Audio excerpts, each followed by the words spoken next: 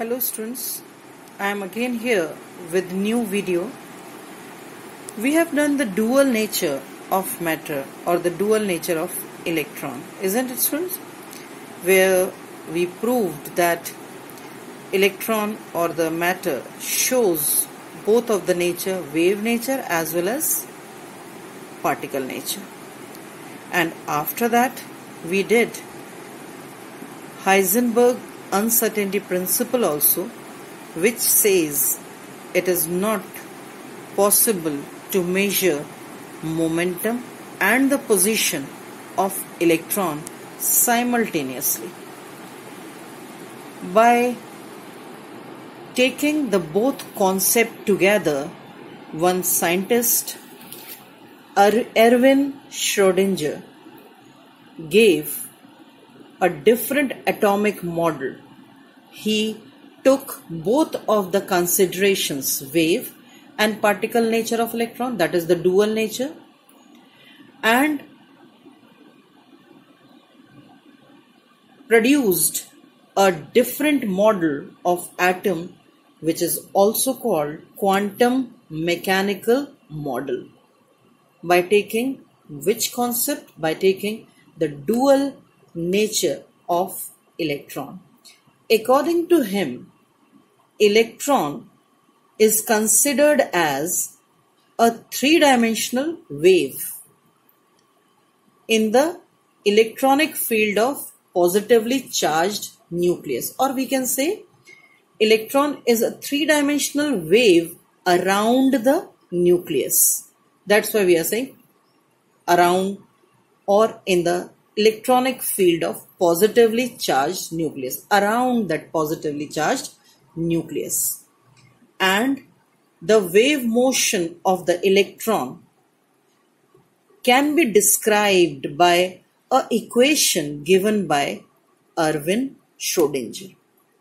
The main thing, students, that I am telling you is this Schrödinger defined the position of electron. According to Niels Bohr, we did that electrons are revolving in a fixed orbit, in a fixed path. We named that fixed path as orbit, circular path around the nucleus. But according to this Schrödinger, electrons are not moving in the fixed path. They are having some three-dimensional area around the nucleus where probability of finding the electron is present. He also gave the concept that position or the electron density near the nucleus is least. And as we move away from the nucleus, electron density increases, and again after some time it starts decreasing. But we cannot say that at infinite distance the density of electron is zero, but just we are finding out the probability. So this Erwin Schrödinger gave a concept of orbital, that electrons are having three-dimensional region. Electrons are found in the three-dimensional region around the nucleus. Okay, students. So it is that electron is not having fixed path to move as given by Niels Bohr. So here, students, I have written electron density near the nucleus is least and increases as we move away from the nucleus. And the region in the space around the nucleus where electron finding probability is maximum is called orbital. Initially we were using word orbit, that were the fixed path around the nucleus where electron revolves. That were orbits, and we denoted that orbits by K, L, M, N and so on. But a new concept arises after this Erwin Schrödinger orbitals, that is the three-dimensional area around the nucleus where probability of finding electron is present. As we did in case of orbits, that they were circular path around the nucleus, but these orbitals can have different shape and size. So in orbital, different shape and size are observed. Okay, so these are called orbital or orbital, whatever you can say. Clear? So after this, now we are sure that electrons are not moving on the fixed path. They are having their position around the nucleus in three-dimensional region that we denote by three quadrants or coordinates X, Y and Z. Whenever we are drawing graphs, we are having three coordinates. X coordinate, Y coordinate and this is the Z coordinate. Isn't it, students?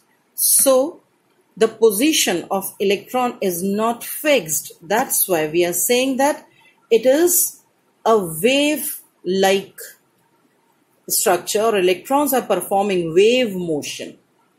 Clear? Wave motion they are performing, and that's why this quantum mechanical model is also called wave mechanical model of atom.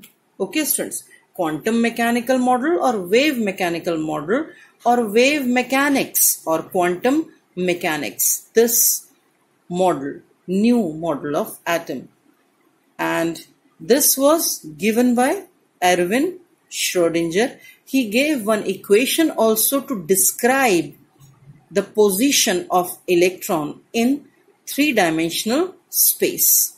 That equation I am not taking, students, just I have given you the concept that according to Erwin Schrödinger, he gave the position of electron around the nucleus in three-dimensional region in, or we can say on X, Y, Z coordinates. Okay, students.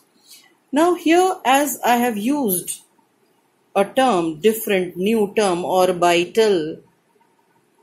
Initially we were using orbit and orbital. Orbit is simply we have done circular path around the nucleus where electron revolves. It is a fixed path. That is called orbit. We represent it KLMN. And orbital, what is it? It is the three-dimensional region around the nucleus where probability of finding electron is maximum. So this is the difference between these two, orbit and orbital. Orbit, one more difference, some more difference I am taking, students. In the orbits, movement of electron is in plane only. Only in one plane only the electron is moving. But in case of orbital, as the position of electron is not fixed, we can take 3D movement of electron is taking place in orbital. Next is position and momentum of an electron in the orbit can be calculated accurately because we are knowing that electrons are moving on the fixed path. So we can easily calculate position and momentum simultaneously. But after doing that Heisenberg uncertainty principle, this orbital concept came into existence, and since the position of electron is not fixed in orbital, that's why we are saying that we cannot able to measure position and the momentum or the velocity accurately at simultaneously. Next is orbits are circular in shape, while orbitals can have different shapes. We will study it later, students, that what are the shapes of orbitals. But I am telling you that orbitals can have different shapes. But orbits we have studied that they are always circular. Next is orbits do not have directional character. They do not indicate direction. They do not show directional character. But orbitals have directional character also. They are direction oriented. How we will take it, these topics later on, students, in this chapter only. Next is Bohr gave formula 2n square. Since 9th we are doing this formula. 2n square, this is the formula by which we can calculate maximum capacity of an orbit. How many electrons can be filled in a particular orbit? Like if we are taking first orbit, first shell, that is K. So here n is the number of shell, 2n square. So we are keeping 1 in place of n. So we are getting 2 into 1 square, that is 2. So maximum capacity of K is 2. Maximum capacity of L is 8. Then maximum capacity of M will be 18. N will be 32, like that, students, by this 2n square formula. But in case of orbital, each of the orbital have capacity to accommodate only 2 electrons maximum. केवल 2 electrons आ सकते हैं एक orbital में. Okay, students. So these are the differences in orbit and orbital. Orbital, how many types of orbitals are there? We will do later on in this chapter only, students. So after this difference now in orbit and orbital, now we are moving to different concept, which is the most important concept of this whole chapter, students, and that is quantum numbers. After taking quantum mechanical model of atom, we are now taking quantum numbers. What are quantum numbers? That I am telling you now. So, what are quantum numbers? I am telling you, students, this is the very important topic of this chapter, and whole chemistry is related with this quantum numbers actually. So quantum numbers are very simple. They are postal address of an electron. Postal address of electron meaning, students, suppose if you want to find out the address of any person, you will require different information like which country, which city, which town, which lane, what is the house number, like that, no? So here also we will be taking different quantum numbers which will be describing electron differently. So whole information of an electron in the atom can be calculated by the quantum numbers. Like I have written here, students, that location of electron, energy of electron, orbital occupied by the electron, in which orbital is that electron is present. Okay, everything we can able to find out by these quantum numbers. There are 4 quantum numbers in all. As I am telling you that for finding out the address we require different information. So here different information can be acquired by different quantum numbers. So what is quantum number? Is it okay, students? They are the postal address of electron. They describe electron completely in any atom. Okay, students. And how many quantum numbers are there? There are 4 quantum numbers. I have written that all 4 quantum numbers. First is principal quantum number. Observe the spelling PAL, as principal is the head of any school institution. That means it is the main person.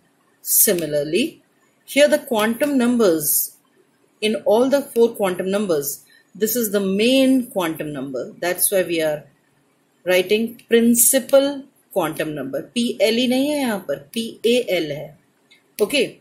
While writing in applications, many students write PLE for principal sir. So here main person, main quantum number, that is principal quantum number, and it is denoted by small n. Second quantum number is, many names are there of that quantum number, and that names are azimuthal quantum number, subsidiary quantum number, secondary quantum number, or the angular quantum number. All are same. These different names are of same quantum number, azimuthal or the secondary quantum number, and it is denoted by, this is quantum number, it is not question number, okay, quantum number, and it is denoted by small l. Like principal is denoted by small n and azimuthal is denoted by small l. Here the third quantum number is magnetic quantum number, magnetic, and it is denoted by small m, and the fourth quantum number is spin quantum number, which is denoted by small s. So these are 4 quantum numbers. One by one we will study all the quantum numbers in detail, students. Do this topic very nicely, students, for understanding further chemistry.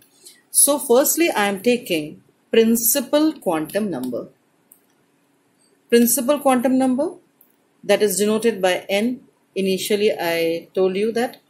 So principal quantum number, that is the main quantum number, denoted by n, and its values always lie in natural numbers. Natural numbers, you are knowing, so it starts from 1. 0 is not included in that.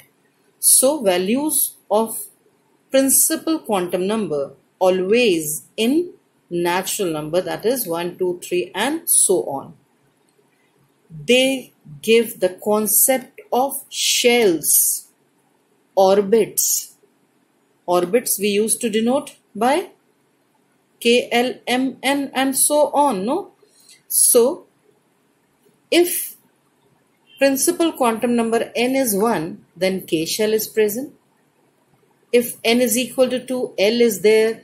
N is equal to 3, M is there. N is equal to 4, N is there, and so on. So this principal quantum number denote what? It is denoting shells or the orbits. Okay.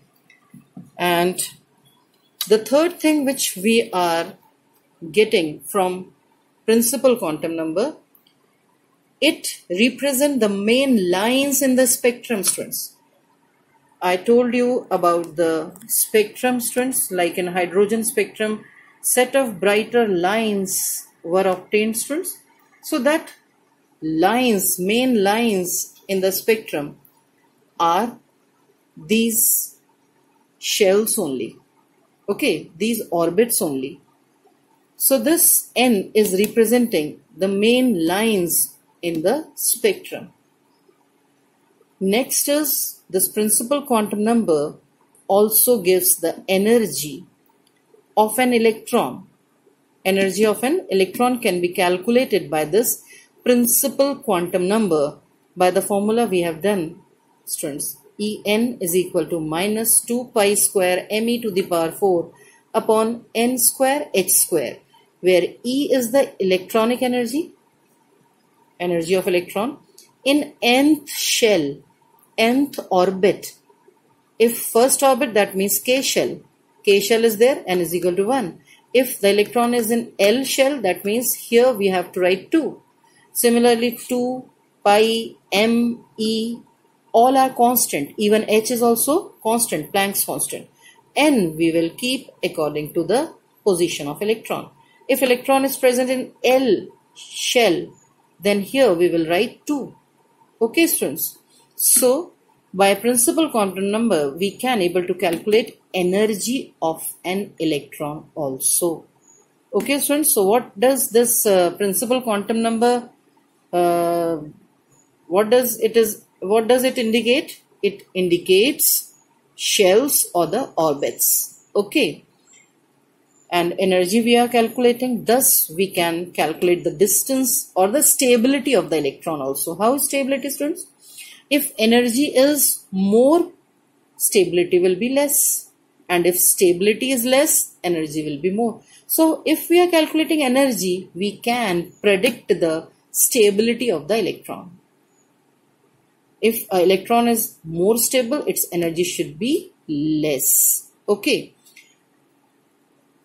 This principal quantum number also gives account of maximum number of electron in any shell, in any principal shell, by the formula what? 2n square. 2n square, where n is again what? Principal quantum number.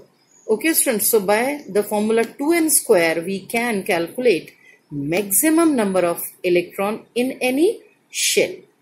Okay students, so this is about principal quantum number. Do it very nicely students, and in the next video I will take all 3 other quantum numbers which are subsidiary or azimuthal, magnetic and spin quantum number, and then we will relate all the quantum numbers together. This is the just starting of quantum numbers. That's why I am today taking only one quantum number in detail. I have taken only one, that is principal quantum number denoted by n. Its values lies in natural numbers 1, 2, 3, 4, and it gives account of shells or orbits in the atom. So for today students, this much is there. Any doubts if you have, you can ask me. Thank you students.